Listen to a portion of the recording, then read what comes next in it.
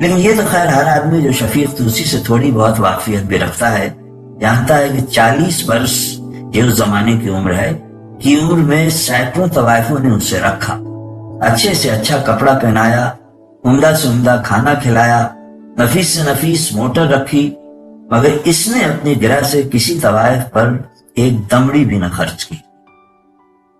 عورتوں کے لیے خاص طور پر جو کہ پیشہ ور ہوں، اس کی بذلہ سنج طبیعت جس میں میراسینوں کے مزاح کی جھلک تھی بہت ہی جاذب نظر تھی۔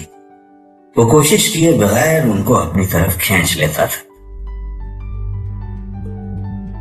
میں نے جب اسے ہنس ہنس کر زینت سے باتیں کرتے دیکھا تو اسی لیے مجھے حیرت نہ ہوئی کہ وہ ایسا کیوں کر رہا ہے۔ میں نے صرف یہ سوچا کہ وہ دفتن یہاں پہنچا کیسے۔ ایک سینڈو اسے جانتا تھا مگر ان کی بول چال تو ایک عرصے سے بند تھی، لیکن بعد میں مجھے معلوم ہوا کہ سینڈو ہی اسے لایا تھا۔ ان دونوں میں صلح صفائی ہو گئی تھی۔ بابو گوپی ناتھ ایک طرف بیٹھا حقہ پی رہا تھا۔ میں نے شاید اس سے پہلے ذکر نہیں کیا کہ وہ سگریٹ بالکل نہیں پیتا تھا۔ محمد شفیق توسی میراسینوں کے لطیفے سنا رہا تھا جس میں زینت کسی قدر کم اور سردار بہت زیادہ دلچسپی لے رہی تھی۔ شفیق نے مجھے دیکھا اور کہا، او بسم اللہ بسم اللہ، کیا آپ کا گزر بھی اس وادی میں ہوتا ہے؟ سینڈو نے کہا، تشریف لے آئیے اسرائیل صاحب، یہاں دھڑم تختہ۔ میں اس کا مطلب سمجھ گیا۔ تھوڑی دیر گپ بازی ہوتی رہی۔ میں نے نوٹ کیا کہ زینت اور محمد شفیق توسی کی نگاہیں آپس میں ٹکرا کر کچھ اور بھی کہہ رہی ہیں۔ زینت اس فن میں بالکل کوری تھی، لیکن شفیق کی مہارت زینت کی خامیوں کو چھپاتی رہی۔ سردار دونوں کی نگاہ بازی کو کچھ اس انداز سے دیکھ رہی تھی جیسے خلیفے اکھاڑے کے باہر بیٹھ کر اپنے پٹھوں کے داؤ پیچ کو دیکھتے ہیں۔ اسی دوران میں بھی زینت سے کافی بے تکلف ہو گیا تھا۔ وہ مجھے بھائی کہتی تھی جس پر مجھے اعتراض نہیں تھا۔ اچھی ملنسار طبیعت کی عورت تھی، کم گو، سادہ لوح، صاف ستھری۔ شفیق سے مجھے اس کی نگاہ بازی پسند نہیں آئی تھی۔ اول تو اس میں ڈھونڈا پن تھا، اس کے علاوہ کچھ یوں کہیے کہ اس بات کا بھی اس میں دخل تھا کہ وہ مجھے بھائی کہتی تھی۔ شفیق اور سینڈو اٹھ کر باہر گئے تو میں نے شاید بڑی بے رحمی کے ساتھ اس سے اس نگاہ بازی کے متعلق استفسار کیا، کیونکہ فوراً اس کی آنکھوں میں یہ موٹے موٹے آنسو آ گئے اور روتی روتی وہ دوسرے کمرے میں چلی گئی۔ بابو گوپی ناتھ جو ایک کمرے میں بیٹھا حقہ پی رہا تھا اٹھ کر تیزی سے اس کے پیچھے چلا گیا۔ سردار نے آنکھوں ہی آنکھوں میں اس سے کچھ کہا، لیکن میں مطلب نہ سمجھا۔ تھوڑی دیر کے بعد بابو گوپی ناتھ کمرے سے باہر نکلا اور آئیے منٹو صاحب کہہ کر مجھے اپنے ساتھ اندر لے گیا۔ زینت پلنگ پر بیٹھی تھی۔ میں اندر داخل ہوا تو وہ دونوں ہاتھ سے منہ ڈھانپ کر لیٹ گئی۔ میں اور بابو گوپی ناتھ دونوں پلنگ کے پاس کرسیوں پر بیٹھ گئے۔ بابو گوپی ناتھ نے بڑی سنجیدگی کے ساتھ کہنا شروع کیا، منٹو صاحب مجھے اس عورت سے بہت محبت ہے، 2 برس سے یہ میرے پاس ہے۔ میں حضرت غوث اعظم جیلانی کی قسم کھا کر کہتا ہوں کہ اس نے مجھے کبھی شکایت کا موقع نہیں دیا۔ اس کی دوسری بہنیں، میرا مطلب ہے اس پیشے کی دوسری عورتیں، دونوں ہاتھوں سے مجھے لوٹ کر کھاتی رہی، مگر اس نے کبھی ایک زائد پیسہ مجھ سے نہیں لیا۔ میں اگر کسی دوسری عورت کے یہاں ہفتوں پڑا رہا تو اس غریب نے اپنا کوئی زیور گروی رکھ کر گزارا کیا۔ میں جیسا کہ آپ سے ایک دفعہ کہہ چکا ہوں، بہت جلد اس دنیا سے کنارہ کش ہونے والا ہوں۔ میری دولت اب کچھ دن کی مہمان ہے۔ میں نہیں چاہتا کہ اس کی زندگی خراب۔ میں نے لاہور میں اس کو بہت سمجھایا کہ تم دوسری طوائفوں کی طرف دیکھو، جو کچھ وہ کرتی ہیں سیکھو۔ میں آج دولت مند ہوں، کل مجھے بیکاری ہونا ہے۔ تم لوگوں کی زندگی میں صرف ایک دولت مند کافی نہیں، میرے بعد تم کسی اور کو نہیں پھانسو گی تو کام نہیں چلے گا۔ لیکن منٹو صاحب اس نے میری ایک نہ سنی، سارا دن شریف زادیوں کی طرح گھر میں بیٹھی رہتی۔ میں نے غفار سائی سے مشورہ کیا، اس نے کہا بمبئی لے جاؤ۔ اسے معلوم تھا کہ اس نے ایسا کیوں کہا۔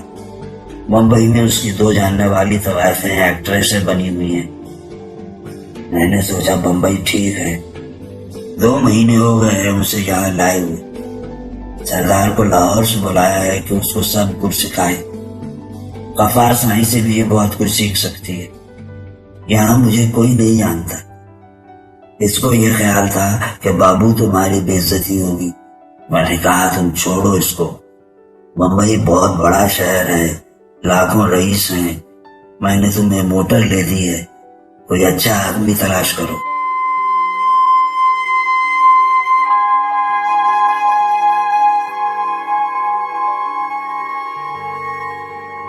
منٹو صاحب، میں خدا کی قسم کھا کر کہتا ہوں، میری دلی خواہش ہے کہ یہ اپنے پیروں پر کھڑی ہو جائے، اچھی طرح ہوشیار ہو جائے۔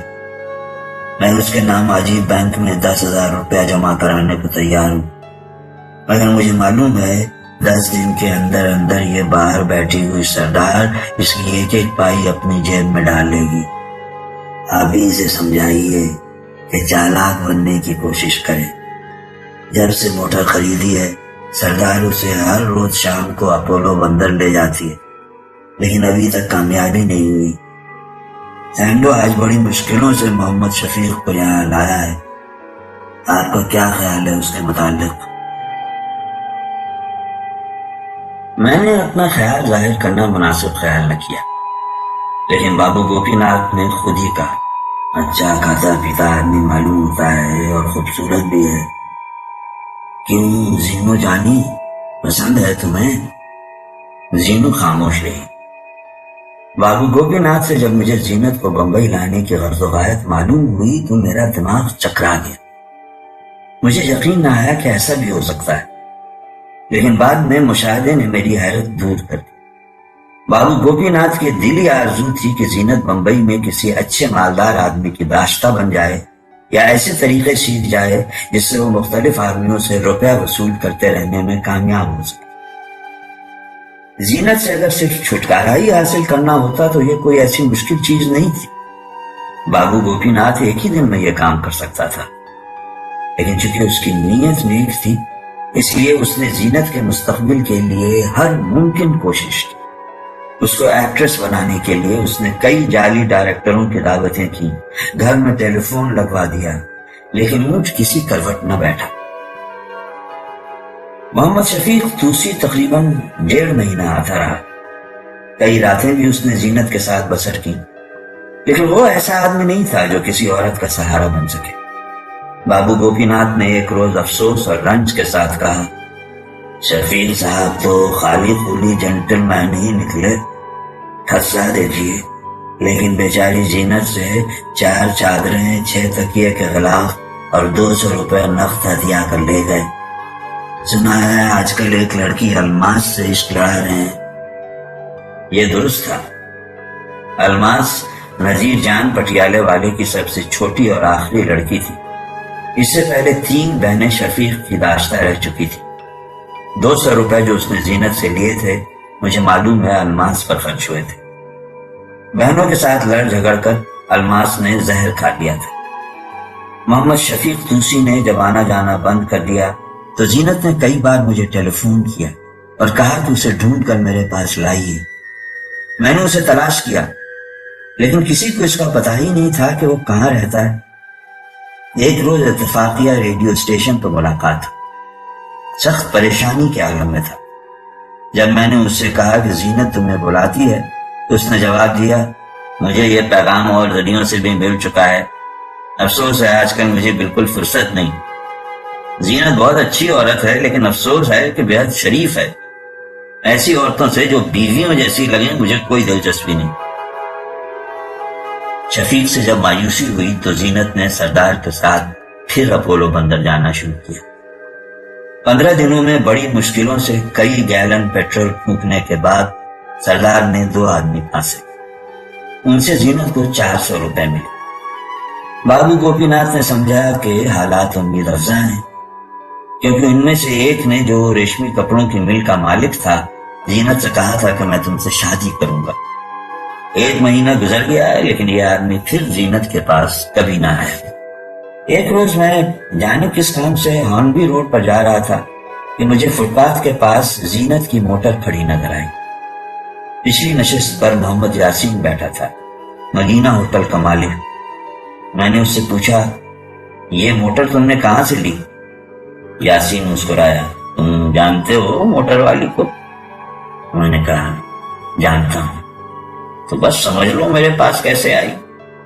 اچھی لڑکی ہے یار۔ یاسین نے مجھے آنکھ ماری، میں مسکرا دیا۔ اس کے چوتھے روز بابو گوپی ناتھ ٹیکسی پر میرے دفتر میں آیا۔ اس سے مجھے معلوم ہوا کہ زینت سے یاسین کی ملاقات کیسے ہوئی۔ ایک شام اپولو بندر سے ایک آدمی لے کر سردار اور زینت نگینہ ہوٹل گئی۔ وہ آدمی تو کسی بات پر جھگڑ کر چلا گیا، لیکن ہوٹل کے مالک سے زینت کی دوستی ہو گئی۔ بابو گوپی ناتھ مطمئن تھا، کیونکہ 10-15 روز کی دوستی کے دوران یاسین نے زینت کو 6 بہت ہی عمدہ اور قیمتی ساڑیاں لے کر دی تھی۔ بابو گوپی ناتھ یہ سوچ رہا تھا کہ کچھ دن اور گزر جائیں اور زینت اور یاسین کی دوستی اور مضبوط ہو جائے تو لاہور واپس چلا جائے، مگر ایسا نہ ہوا۔ نگینہ ہوٹل میں ایک کرسچن عورت نے کمرہ کرایہ پر لیا۔ اس کی جوان لڑکی میورڈ سے یاسین کی آنکھ لڑ گئی۔ چنانچہ زینت بیچاری ہوٹل میں بیٹھی رہتی اور یاسین اس کی موٹر میں صبح شام اس لڑکی کو گھماتا رہتا۔ بابو گوپی ناتھ کو اس کا علم ہونے پر بہت دکھ ہوا۔ اس نے مجھ سے کہا، منٹو صاحب، یہ کیسے لوگ ہیں؟ بڑی دل اچاٹ ہو گیا ہے تو صاف کہہ دو۔ لیکن زینت بھی عجیب ہے، اچھی طرح معلوم ہے کیا ہو رہا ہے، مگر منہ سے اتنا بھی نہیں کہتی۔ میاں، اگر تم نے اس کرسٹان چھوکری سے عشق لڑانا ہے تو اپنی موٹر کا بندوبست کرو، میری موٹر کیوں استعمال کرتے ہو؟ میں کیا کروں منٹو صاحب، بڑی شریف اور نیک بخت عورت ہے، کچھ سمجھ میں نہیں آتا، تھوڑی سی چالاک تو بننا چاہیے نا۔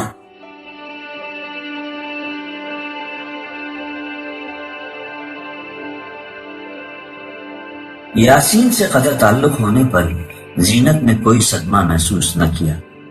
بہت دنوں تک کوئی نئی بات وقوع پذیر نہ ہوئی۔ ایک دن ٹیلی فون کیا تو معلوم ہوا بابو گوپی ناتھ غلام علی اور غفار سائیں کے ساتھ لاہور چلا گیا ہے روپے کا بندوبست کرنے، کیونکہ 50,000 ختم ہو چکے تھے۔ جاتے وقت وہ زینت سے کہہ گیا تھا کہ اسے لاہور میں زیادہ دن لگیں گے، کیونکہ اسے چند مکان فروخت کرنے پڑیں گے۔ سردار کو مورفیا کے ٹیکوں کی ضرورت تھی، سینڈو کو پولسن مکھن کی۔ چنانچہ دونوں نے متحدہ کوشش کی اور ہر روز 2-3 آدمی پھانس کر لے آتے۔ زینت سے کہا گیا کہ بابو گوپی ناتھ واپس نہیں آئے گا، اس لیے اسے اپنی فکر کرنی چاہیے۔ 100-125 روپے روز کے ہو جاتے، جن میں سے آدھے زینت کو ملتے، باقی سینڈوز اور سردار دبا لیتے۔ میں نے ایک دن زینت سے کہا، یہ تم کیا کر رہی؟ اس نے بڑے اللہ پن سے کہا، مجھے کچھ نہیں معلوم ہے بھائی جان، یہ لوگ جو کہتے ہیں مان لیتی ہوں۔ جی چاہا تھا کہ دیر تک پاس بیٹھ کر سمجھاؤں کہ جو کچھ تم کر رہی ہو ٹھیک نہیں۔ سینڈو اور سردار اپنا الو سیدھا کرنے کے لیے تمہیں بیچ بھی ڈالیں گے، مگر میں نے کچھ نہ کہا۔ زینت اکتا دینے والی حد تک بے سمجھ، بے امنگ اور بے جان عورت تھی۔ اس کمبخت کو اپنی زندگی کی کچھ قدر و قیمت ہی معلوم نہ تھی۔ جسم بیچتی، مگر اس میں بیچنے والوں کا کوئی انداز تو ہوتا۔ واللہ مجھے بہت کوفت ہوتی تھی اسے دیکھ کر، سگریٹ سے، شراب سے، کھانے سے، گھر سے، ٹیلی فون سے، حتیٰ کہ اس صوفے سے بھی جس پر وہ اکثر لیٹی رہتی تھی، اسے کوئی دلچسپی نہیں تھی۔ بابو گوپی ناتھ 1 مہینے کے بعد لوٹا۔ ماہم گیا تو وہاں فلیٹ میں کوئی اور ہی تھا۔ سینڈو اور سردار کے مشورے سے زینت نے باندرا میں ایک بنگلے کا بالائی حصہ کرایہ پر لے لیا تھا۔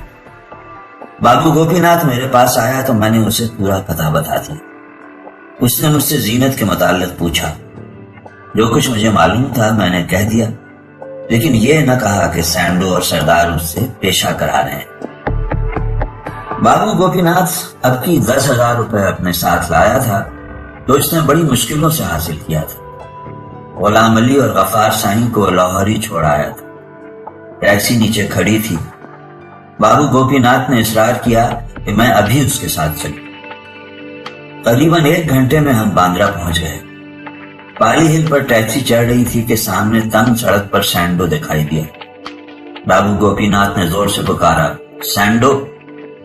سینڈو نے جب بابو گوپی ناتھ کو دیکھا تو اس کے منہ سے صرف اس قدر نکلا، دھڑن تختہ۔ بابو گوپی ناتھ نے اسے کہا، آؤ ٹیکسی میں بیٹھ جاؤ اور ساتھ چلو۔ لیکن سینڈو نے کہا، ٹیکسی ایک طرف کھڑی کیجئے، مجھے آپ سے کچھ پرائیویٹ باتیں کرنی۔ ٹیکسی ایک طرف کھڑی ہو گئی۔ بابو گوپی ناتھ باہر نکلا تو سینڈو اسے کچھ دور تک لے گیا۔ دیر تک ان میں باتیں ہوتی رہی۔ جب ختم ہوئی تو بابو گوپی ناتھ اکیلا ٹیکسی کی طرف آیا۔ ڈرائیور سے اس نے کہا، واپس لے چلو۔ بابو گوپی ناتھ خوش تھا۔ ہم دادر کے پاس پہنچے تو اس نے کہا، منٹو صاحب، زینو کی شادی ہونے والی ہے۔ میں نے حیرت سے پوچھا، کس سے؟ بابو گوپی ناتھ نے جواب دیا، حیدرآباد سندھ کا ایک دولت مند زمیندار ہے، خدا کرے دونوں خوش رہیں۔ یہ بھی اچھا ہے جو میں عین وقت پر آ پہنچا۔ جو روپے میرے پاس ہیں اس سے زینو کا جہیز بن جائے گا۔ کیوں، کیا خیال ہے آپ کا؟ میرے دماغ میں اس وقت کوئی خیال نہیں تھا۔ میں سوچ رہا تھا کہ یہ حیدرآباد سندھ کا زمیندار کون ہے؟ سینڈو اور سردار کوئی جعلسازی تو نہیں کر رہے؟ لیکن بعد میں اس کی تصدیق ہو گئی کہ وہ حقیقتاً حیدرآباد کا متمول زمیندار ہے جو حیدرآباد سندھی کے ایک میوزک ٹیچر کی معرفت زینت سے متعارف ہو۔ میوزک ٹیچر زینت کو گانا سکھانے کی بے سود کوشش کیا کرتا تھا۔ ایک روز یہ اپنے مربی غلام حسین، جو کہ حیدرآباد سندھ کے رئیس کا نام تھا، کو ساتھ لے کر آیا۔ زینت نے خوب مدارات کی۔ غلام حسین کی پرزور فرمائش پر اس نے غالب کی غزل نکتہ چین ہے غم دل اس کو سنائے نہ بنے گا کر سنائی۔ غلام حسین دل و جان سے اس پر فریفتہ ہو گیا۔ اس کا ذکر میوزک ٹیچر نے زینت سے کیا۔ سردار اور سینڈو نے مل کر معاملہ پکا کر دیا اور شادی طے ہو گئی۔ بابو گوپی ناتھ خوش تھا۔ ایک دفعہ سینڈو کے دوست کی حیثیت سے وہ زینت کے یہاں گیا۔ غلام حسین سے اس کی ملاقات ہوئی۔ اس سے مل کر بابو گوپی ناتھ کی خوشی دگنی ہو گئی۔ مجھ سے اس نے کہا، منٹو صاحب خوبصورت جوان اور بڑا لائق آدمی ہے۔ میں نے یہاں آتے ہوئے داتا گنج بخت کے حضور جا کر دعا مانگی تھی جو قبول ہوئی۔ بھگوان کرے دونوں خوش رہیں۔ بابو گوپی ناتھ نے بڑی خلوص اور بڑی توجہ سے زینت کی شادی کا انتظام کیا۔ 2000 کے زیور اور 2000 کے کپڑے بنوا دیے اور 5000 نقد دیے۔ محمد شفیق توسی، محمد یاسین پروپرائٹر نگینہ ہوٹل، سینڈو میوزک ٹیچر، میں اور گوپی ناتھ شادی میں شامل تھے۔ دلہن کی طرف سے سینڈو وکیل تھا۔ ایجاب و قبول ہوا تو سینڈو نے آہستہ سے کہا، دھڑن تختہ۔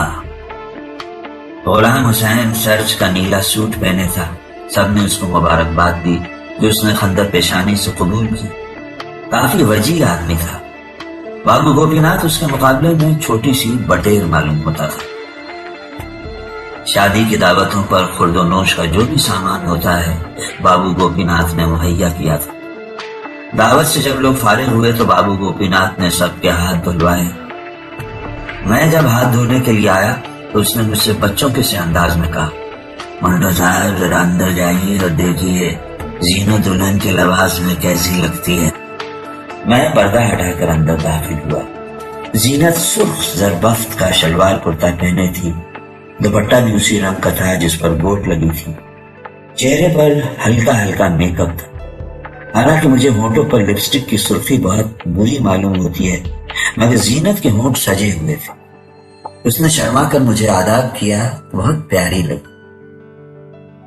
لیکن جب میں نے دوسرے کونے میں ایک مسہری دیکھی جس پر پھول ہی پھول تھے تو مجھے بے اختیار ہنسی آ گئی۔ میں نے زینت سے کہا، یہ کیا مسخرہ پن ہے؟ زینت نے میری طرف بالکل معصوم کبوتری کی طرح دیکھا۔ آپ مذاق کرتے ہیں بھائی جان، اس نے یہ کہا اور آنکھوں میں آنسو امڑ آئے۔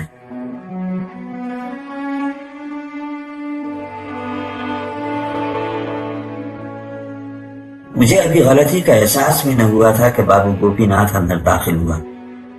بڑے پیار کے ساتھ اس نے اپنے رومال کے ساتھ زینت کے آنسو پوچھے اور بڑے دکھ کے ساتھ مجھ سے کہا، منٹو صاحب، میں سمجھتا تھا آپ بڑے سمجھدار اور لائق آدمی ہیں، زینوں کا مذاق اڑانے سے پہلے آپ نے کچھ سوچ تو لیا ہوتا۔ بابو گوپی ناتھ کے لہجے میں وہ عقیدت جو اسے مجھ سے تھی زخمی نظر آئی، لیکن پیشتر اس سے کہ میں اس سے معافی مانگوں، اس نے زینت کے سر پر ہاتھ پھیرا اور بڑے خلوص کے ساتھ کہا، خدا تمہیں خوش رکھے۔ یہ کہہ کر بابو گوپی ناتھ نے بھیگی ہوئی آنکھوں سے میری طرف دیکھا، ان میں ملامت تھی، بہت ہی دکھ بھری ملامت، اور چلا گیا۔